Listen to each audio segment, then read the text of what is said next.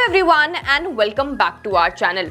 CLSA की report के हिसाब से इंडियन बैंक्स और स्पेशली इंडियन प्राइवेट बैंक्स काफी टाइम से अंडर परफॉर्म कर रहे हैं and there is a possibility कि आने वाले कुछ महीनों के अंदर इन बैंक्स में अच्छी ग्रोथ देखने को मिल सकती है। CLSA has also titled the Indian private banks as forgotten heroes. Now मैं आपको बता दूं कि in the last 1 year Nifty 50 ने रिटर्न्स दिए हैं ऑफ 25%, वहीं बैंक निफ्टी ने रिटर्न्स दिए हैं ऑफ 13.5%। फाइनेंशियल ईयर 2016 से लेके फाइनेंशियल ईयर 2020 तक इंडियन बैंकिंग सेक्टर के अंदर काफी ज्यादा कियोस था।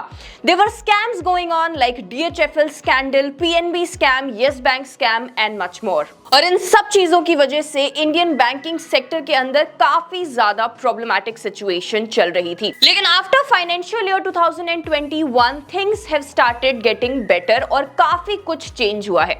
After financial year 2021, the Indian banks saw a sharp rebound and grew at a CAGR of 41%. But now the question is कि आखिर ऐसा क्या चेंज आया फाइनेंशियल ईयर 2021 के अंदर कि इंडियन बैंक्स में एक शार्प रिबाउंड देखने को मिला और उनकी ग्रोथ इतनी ज्यादा बेहतर हो गई। नॉट जस्ट ग्रोथ, उनके एनपीएस भी काफी ज्यादा इंप्रूव हुए after the financial year 2021। So we are going to discuss this in today's video. Banking sector का एक पूरा एनालिसिस करने वाले हैं and we are also going to analyse कि why CLSA is saying that the Indian private banks can see a very good growth in the coming months. Now before we begin with the video, अगर आपने अभी तक हमारे channel को subscribe नहीं किया है तो प्लीज हमारे चैनल को सब्सक्राइब कर लीजिए, बेल आइकन को भी प्रेस कर दीजिएगा ताकि ऐसी और वीडियोस को आप बिल्कुल भी मिस ना करें।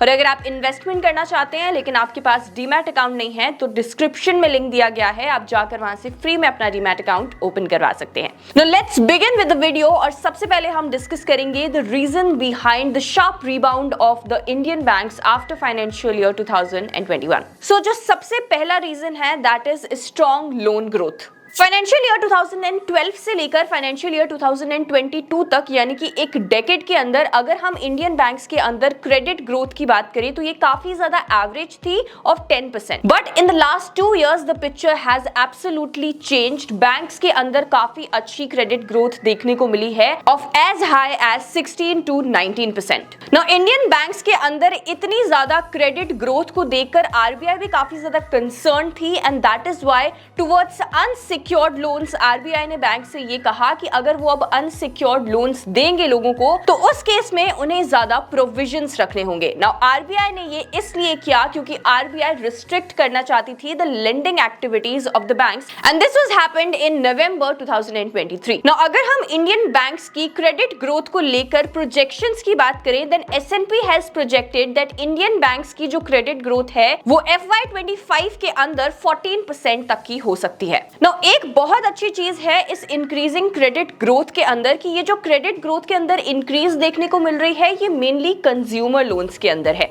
मतलब कंज्यूमर लोन्स का जो प्रोपोर्शन है इंडियन बैंक्स की इस क्रेडिट ग्रोथ में ये सबसे ज्यादा है। ये अच्छी चीज इसलिए है क्योंकि जो कंज्यूमर लोन्स होते हैं ये छोटे लोन्स होते हैं, यानी कि इन लोन्स के अंदर डिफॉल्ट का जो रिस्क है ये कम रहता है और अगर ये लोन्स डिफॉल्ट कर भी जाते हैं तो उनका बहुत ज्यादा इंपैक्ट बैंक्स के एनपीएस पर नहीं पड़ता। Now if we talk about this credit growth तो ये credit growth Indian private banks में ज्यादा है in comparison to the PSU banks. Now अगर हम बात करें सेकंड रीजन की then that is increase in the asset quality. अगर हम इंडियन बैंक्स की बैलेंस शीट को पिछले 5 से 7 साल में कंपेयर करें तो इंडियन बैंक्स की बैलेंस शीट काफी ज्यादा स्ट्रेंथन हुई है। Not just that, Indian banks के लेवरेज लेवल्स भी काफी हद तक कम हुए हैं। Now if we talk about leverage levels तो ये अगर कम होते हैं तो ये बहुत बड़ा एडवांटेज होता है to the banks because it poses less risk. मतलब अगर लेवरेज रेशियो कम होता है तो ओवरऑल रिस्क ऑफ डिफॉल्ट जो होता है ये कम हो जाता है बैंक्स के अंदर, जिससे उनकी बैलेंस शीट और भी ज्यादा स्ट्रेंथन होती है। ना जैसे बाकी कंपनीज के एनालिसिस के अंदर हम रेवेन्यू ग्रोथ को एक बहुत इंपॉर्टेंट पैरामीटर मानते हैं और उसका एनालिसिस काफी ज्यादा इंपॉर्टेंट होता है, वैसे ही बैंक्स के अंदर हम एसेट क्वालिटी और एसेट ग्रोथ को एक बहुत इंपॉर्टेंट मैट्रिक मानते हैं। मतलब अगर इंडियन बैंक्स की एसेट क्वालिटी के अंदर ग्रोथ होती है और ओवरऑल एसेट्स के अंदर ग्रोथ होती है, then that is a very positive sign. Now अगर हम नेट इंटरेस्ट मार्जिन्स की बात करें तो बैंक्स को लोन्स के ऊपर जो इंटरेस्ट मिलता है और उसके अगेंस्ट में जो इंटरेस्ट वो डिपॉजिट्स के ऊपर देते हैं, इन दोनों का डिफरेंस एक्चुअली बैंक्स के लिए मार्जिन्स होती हैं। And it is not the revenue growth but the growth in the net interest margins, जो कि बैंक के लिए सबसे ज्यादा इंपॉर्टेंट होती है। Now if we talk about the net interest margin of Indian banks, तो इंडियन बैंक्स की नेट इंटरेस्ट मार्जिन पिछले 5 से 10 सालों में काफी ज्यादा इंप्रूव हुई है और इसका रीजन काफी ज्यादा साफ है, that is shift towards the high margin consumer loans. Now one thing to note over here is कि अगर हम इंडसइंड बैंक और एचडीएफसी बैंक की डिक्लाइनिंग नेट इंटरेस्ट मार्जिन्स की बात करें, then that is mainly because of the mergers, not just the net interest margins. In banks का जो कासा रेशियो है वो भी काफी स्टेडीली ग्रो हुआ है over the last 5 to 10 years। लेकिन आपको पता है even after all of this, Nifty के अंदर अगर हम बैंक्स के वेटेज की बात करें तो it is 34.11%। And this is very much close to touch its 5-year lowest point. Not just that, FIIs जिनका allocation financial services और banking sector के अंदर सबसे ज्यादा हुआ करता था, that has also decreased drastically. Now अगर हम बैंकिंग सेक्टर से रिलेटेड कुछ पोटेंशियल थ्रेट्स की बात करें तो चलिए देखते हैं। सबसे पहला है slow down in the deposit growth. Now, whenever you are analyzing banking stocks, तो आपको क्रेडिट डिपॉजिट रेशियो को जरूर ट्रैक करना चाहिए।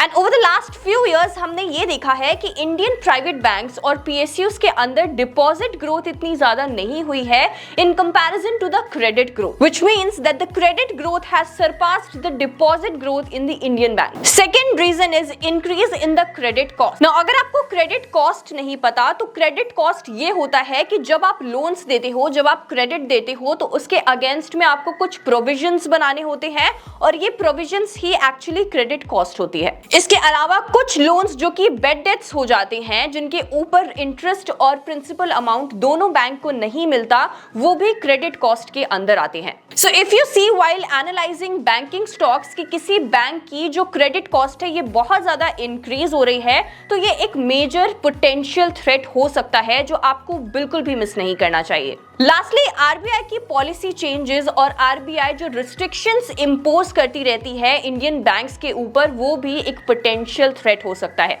आपने रिसेंटली सुना होगा कि आरबीआई ने कोटक महिंद्रा बैंक को ऑनलाइन मोड से कस्टमर्स को एक्वायर करने से मना कर दिया था, जिसकी वजह से कोटक के शेयर्स के अंदर काफी ज्यादा गिरावट देखी हमने। और इस तरीके के काफी सारे रिस्ट्रिक्शंस आरबीआई बहुत सारे इंडियन बैंक्स पर लगाती रहती है, जिसकी वजह से उनके स्टॉक प्राइसेस के अंदर काफी ज्यादा वॉलेटिलिटी देखने को मिलती है।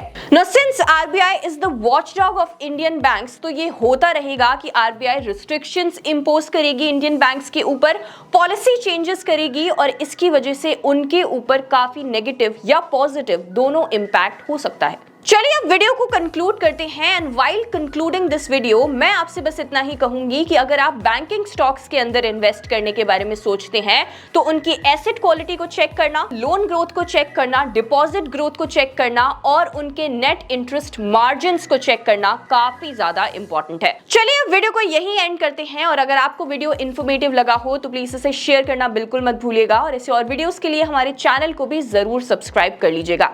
Thank you so much for watching. I will see you in the next video.